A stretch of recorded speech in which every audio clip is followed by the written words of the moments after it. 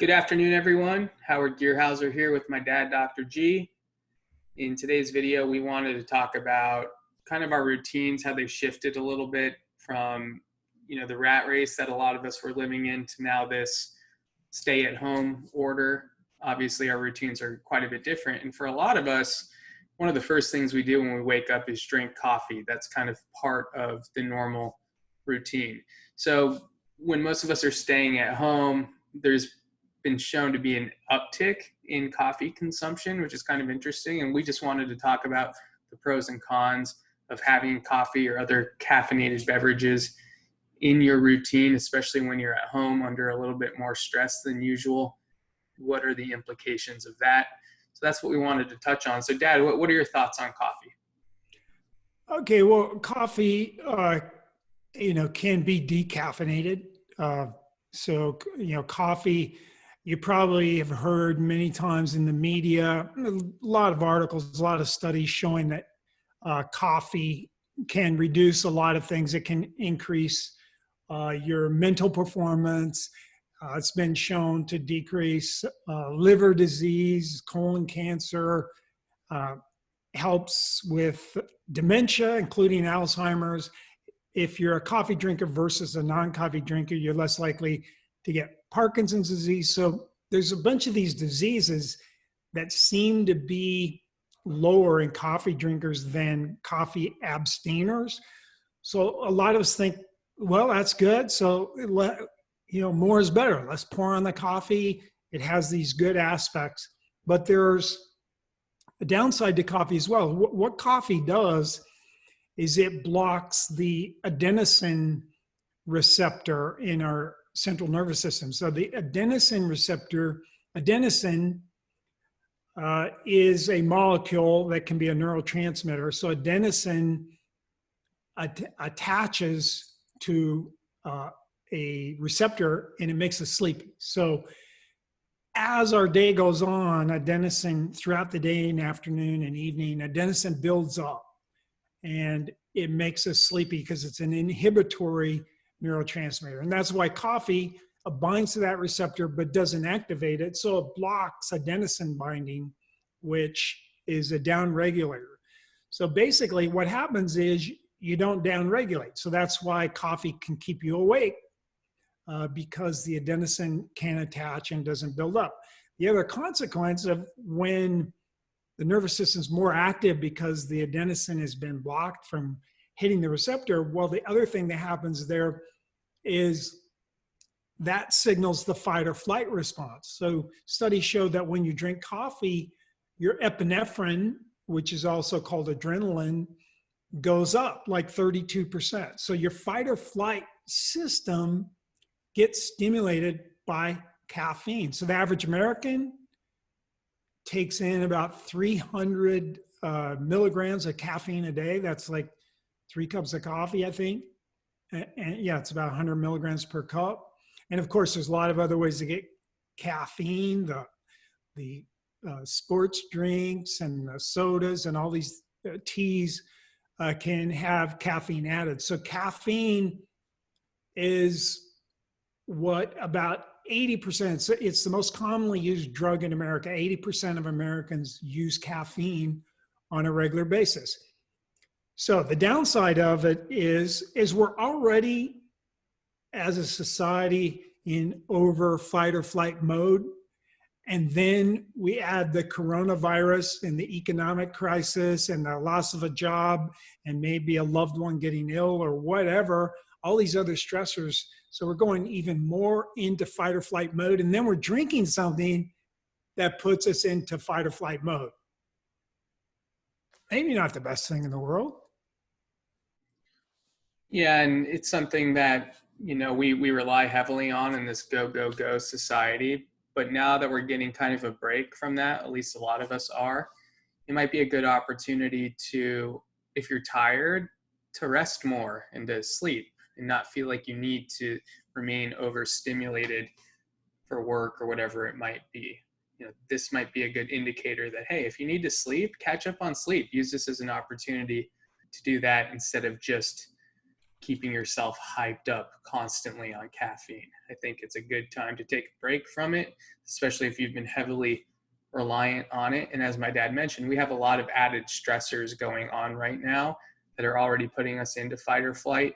If the evidence is showing that caffeine also stimulates that fight or flight response, it might be wise to give ourselves a little bit of a break from it. I know for me, I drink caffeine, but it's not an everyday thing. It's more on occasion. I used to be more of a habitual coffee drinker, and I believe it's the same for you, Dad. So even just taking a break, if you're someone who's been so reliant on it, might be a good thing to test out and see how you feel. Anything you wanted to add to that?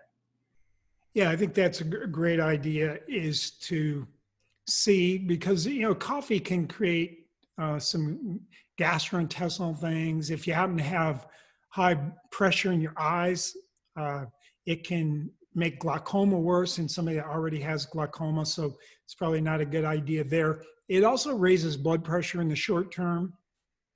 So if you have high blood pressure, coffee might not be the best, although the long-term studies show it doesn't really raise the risk of coronary artery disease or cardiovascular disease, or the picture's mixed when you look at long-term consumption, even though the data is really clear that your blood pressure in the short term with that fight or flight response, your blood pressure goes up to run from the tiger.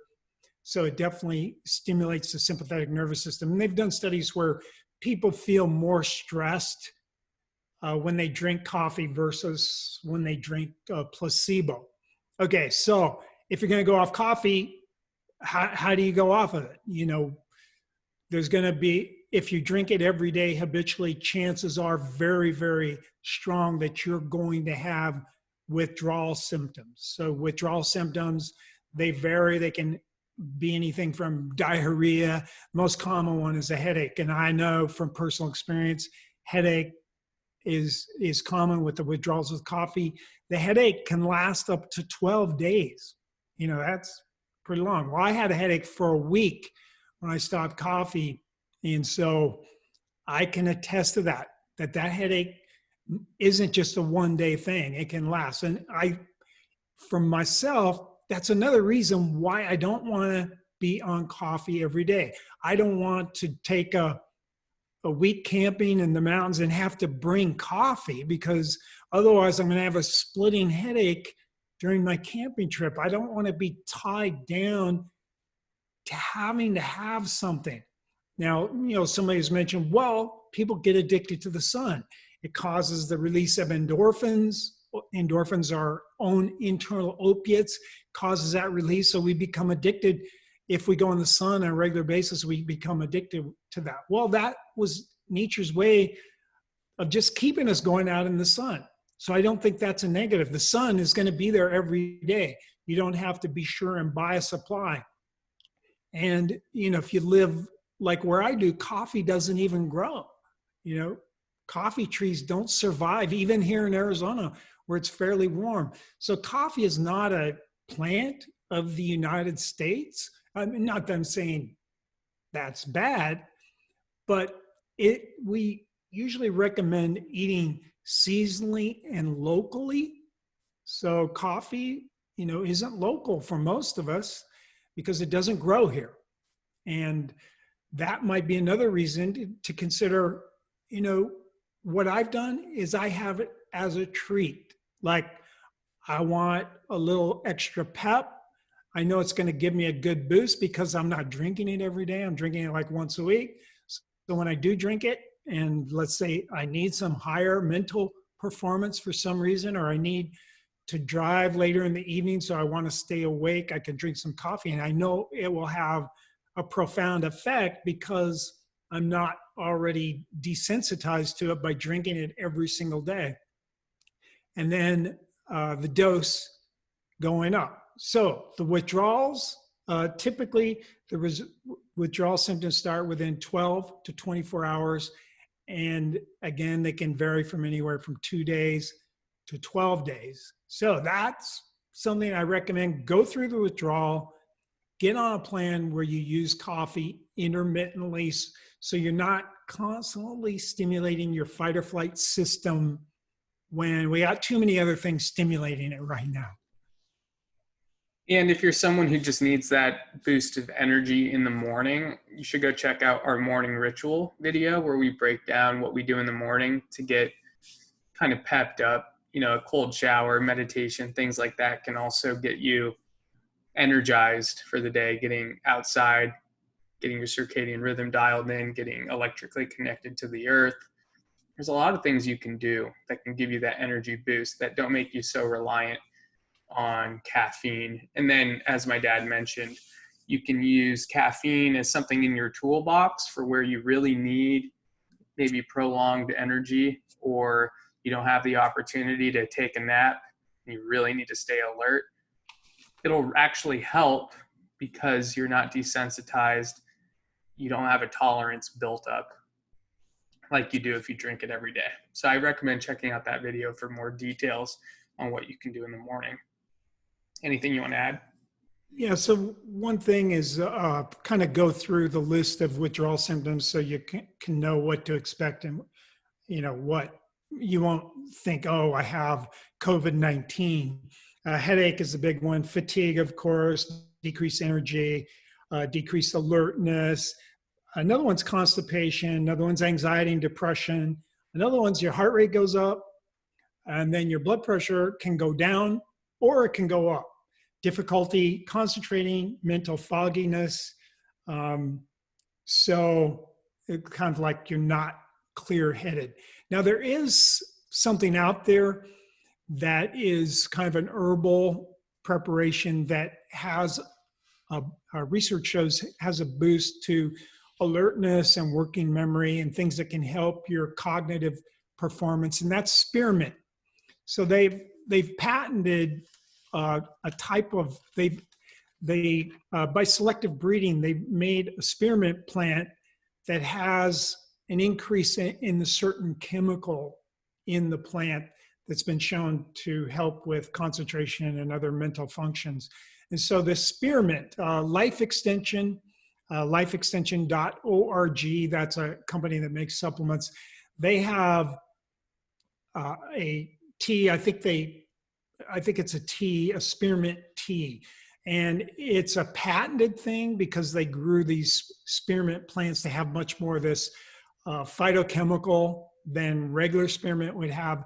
But it has the benefits kind of like caffeine without the downside, or at least it appears there's no addiction or withdrawal. So that's something, and I'm sure there's probably some natural teas out there that might do the same thing. Trouble with regular black tea or even green tea, it's still going to have the caffeine. Decaffeinated coffee, I drink that actually. I just make sure it's water decaffeinated because they can use some harsh chemicals in the decaffeination process. So decaffeinated coffee, if you really just love the taste and you still get the polyphenols, it's been hypothesized that coffee is our biggest source of plant compounds, or the phytochemicals that are shown to be beneficial for health. They're the biggest source of these compounds for Americans. So if Americans cut out their coffee, they cut out their phytonutrients because that's the only one they get, which is pretty sad. So you could go to decaf and still get the phytonutrients. Might be why coffee has all those benefits that the longer term studies seem to be showing us, unless there's some issue with the coffee lobby affecting the researchers or something, paying for their studies or something. But I've never heard that. So the studies are out there that coffee has these many benefits, but it stimulates the fight or flight nervous system, which is not good, especially now. And in my opinion, it's not good to be drinking something that you're going to be sick for a couple of days or have depression or anxiety or poor mental functioning for several days. I think that's sort of nature telling you this isn't the greatest thing to be addicted to. In a world where there's no stress, it's probably not that big a deal, to add a little fight or flight in your day, stimulate your adrenergic nervous system, the fight or flight nervous system, a little bit each day, might be a good thing if everything's hunky-dory. But in our world today, where everything's crashing and everything's a catastrophe, although if you're following us, we don't live that. We live hope. We live love. Yeah, so take this stuff into consideration. Again, just another perspective. We drink coffee, but we're not dependent on it. I think balance is pretty key with this. But I think that's it for this one. See you guys on the next video. Thanks, Dad.